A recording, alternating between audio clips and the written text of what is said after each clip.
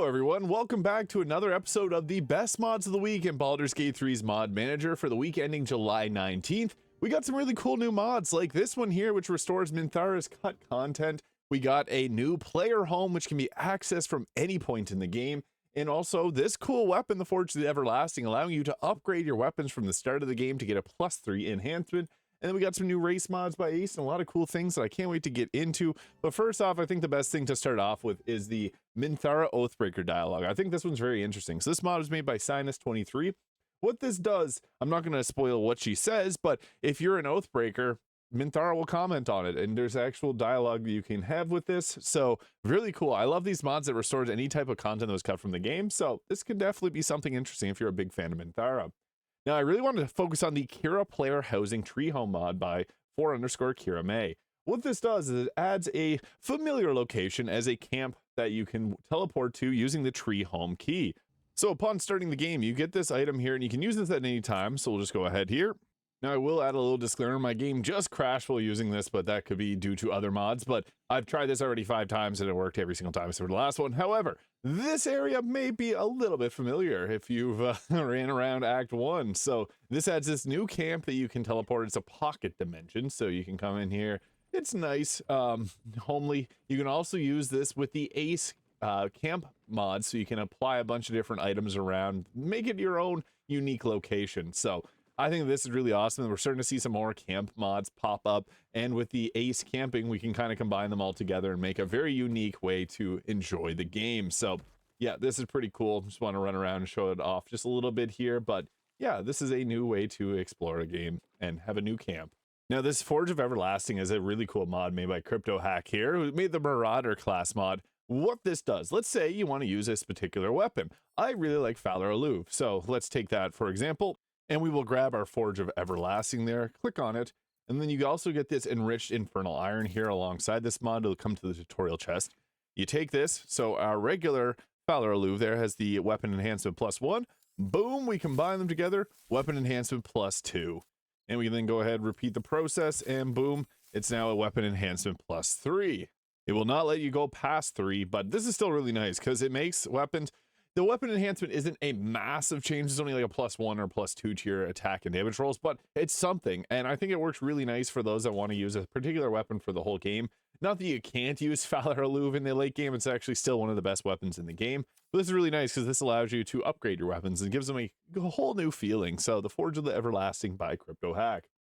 Next up is the ASE Automaton Warforged and Steel Watcher. Now, this is submitted as part of the July 2025 Modathon Week 3 Stone and Metal. So this adds these cool new race mods, and these are created with console in mind. So console players, if you're watching, this may potentially be coming at some point soon. Has 16 new unique looks. They look awesome. So the Warforged has never looked this great. I will be doing a future video on these race mods, as you do have to use them from the start to the game. You can sometimes purchase them from Act 3 Damon and Popper.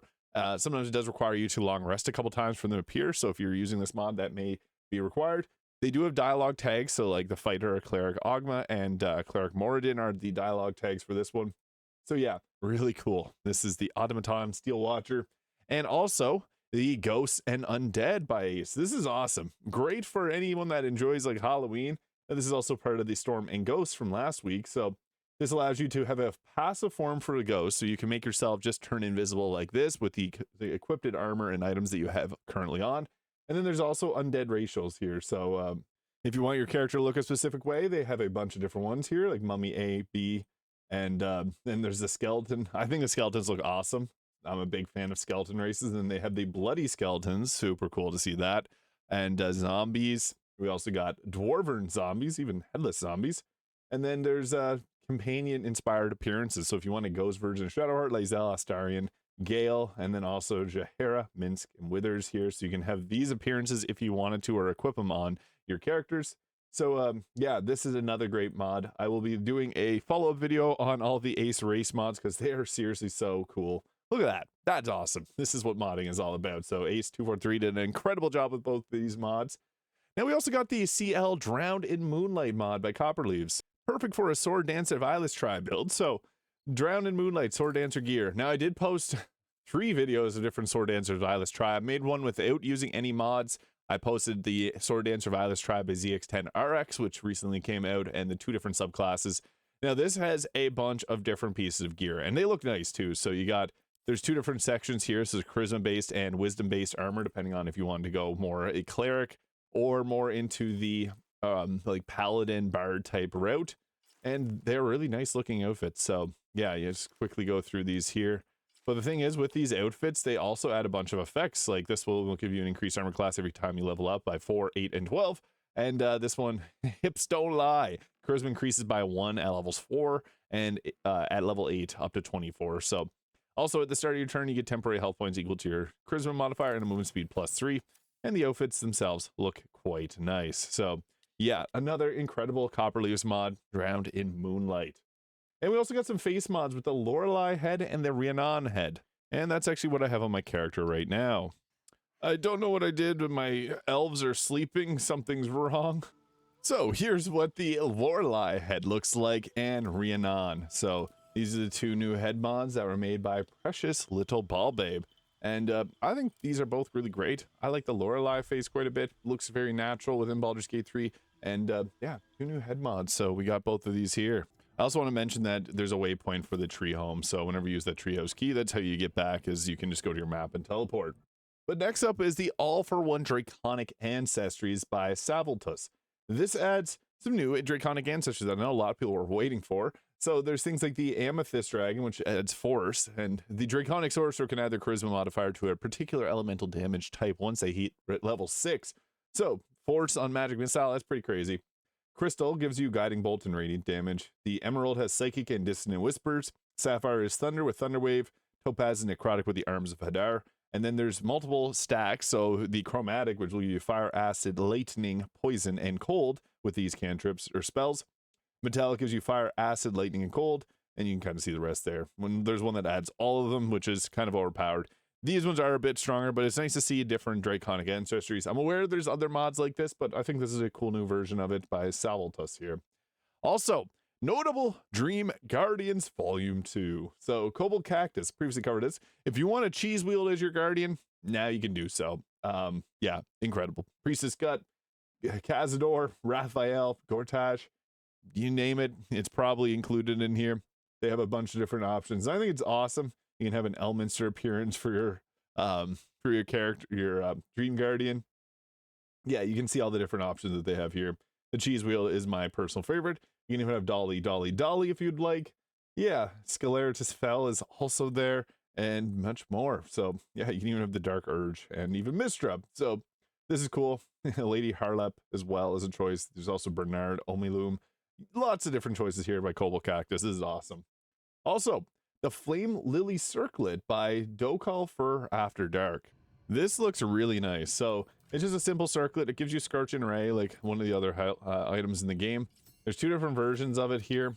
I think this is a nice little helmet, and I'm always a fan of different circlets and things like that. I don't typically like wearing helmets in Baldur's Gate 3, but this is just enough. It looks great, and that's the Flame Lily Circlet by Dokal for After Dark. Next up is Snails Hair by Snail of Destruction, and this is part of the Modathon. For some reason, it's not appearing for me in-game. However, this is similar to one from Tav's Hair Salon. Now, this is another cool mod by Snail of Destruction. This is Mini Karlach. She was a fairy. Yeah, she was a fairy.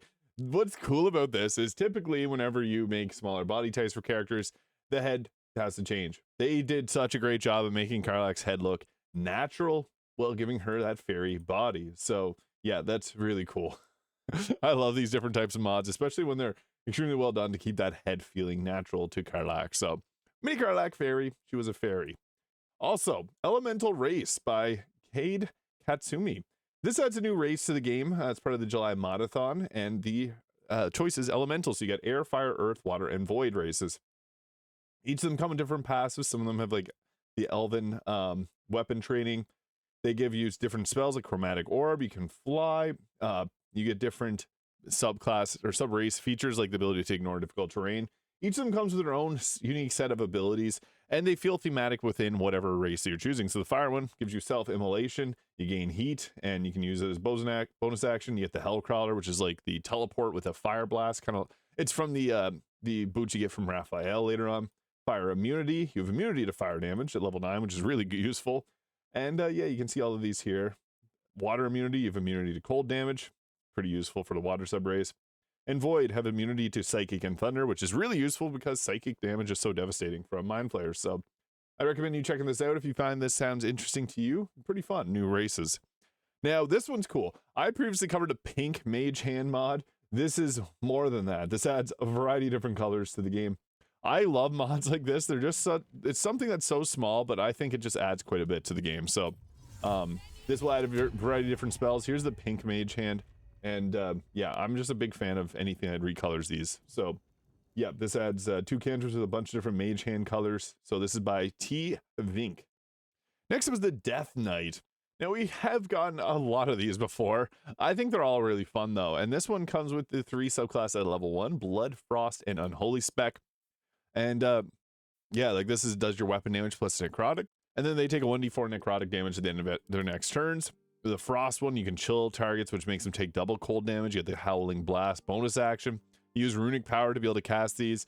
This is fun. Again, we've had a few different mods similar to this. They all have their own unique way of playing, and this one is pretty interesting. I'll likely do a build on it in the future. This mod's made by Eddie Main 21. You may recognize that name because they also made the solo leveling class mod. And yeah, I'm hoping maybe this will come to console. Probably not, but we'll see. It's cool. I like the theming. It's from another game. Now, the Coldbrim Hat Fix. This is actually really nice because the Coldbrim Hat is a little bit weird in how it works. Made by Ark the Chef. So this fixes a problem preventing Encrusted with Frost from proccing the frozen condition when caused by the chill brim hat. So this, similar to the Winter's Crutches, they work, but they work weird. In the game, you have to have chilled on the target, you have to have Encrusted with Frost, and you have to hit them with water, and then you have to hit them again with the Encrusted with Frost. This fixes it so if the target is wet, you can then proc the frozen condition with the Encrusted with Frost, which is huge because when a target's frozen, they lose their turn.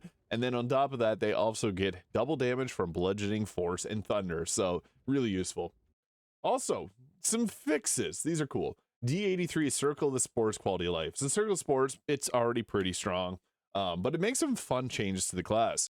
Makes Symbiotic Entity a bonus action, turns Animate Dead into a bonus action, and adds the extra attack at level 6. I think this is cool because you come closer to being a Necromancer, going around attacking and also getting a bonus action Animate Dead.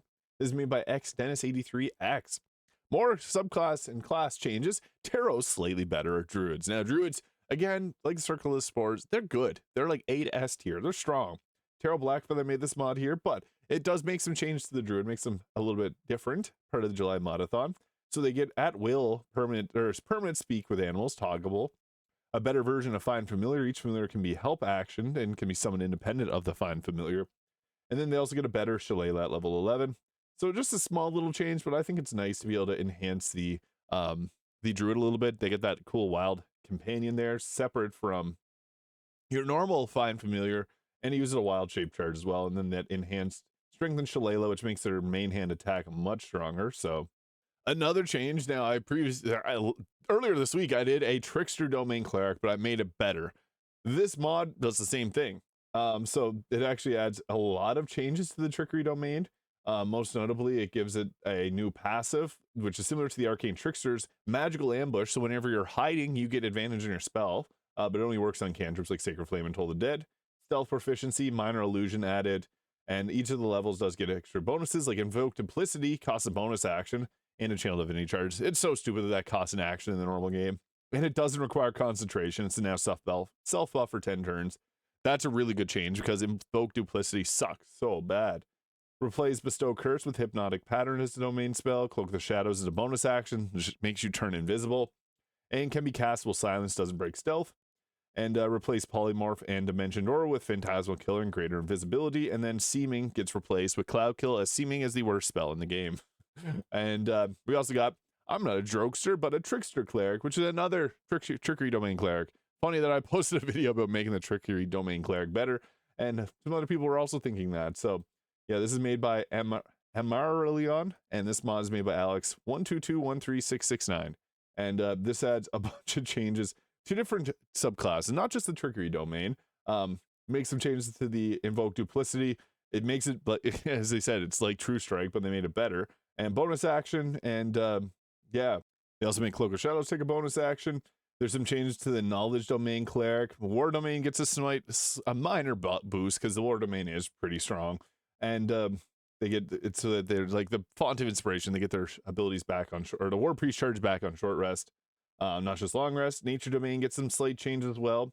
Removes heavy armor proficiency, which is a nice benefit that it does get, but it gives us some more options for spells in conjure minor elementals. So this is another way to change the trickery domain and other domains. So yeah, that was a pretty solid week for mods in Baldur's Gate 3. I like the new camp, and hopefully we'll see some more mods similar to that. Also being able to upgrade your weapons, so you can take Fowler Louve up to a +3. That's also quite nice.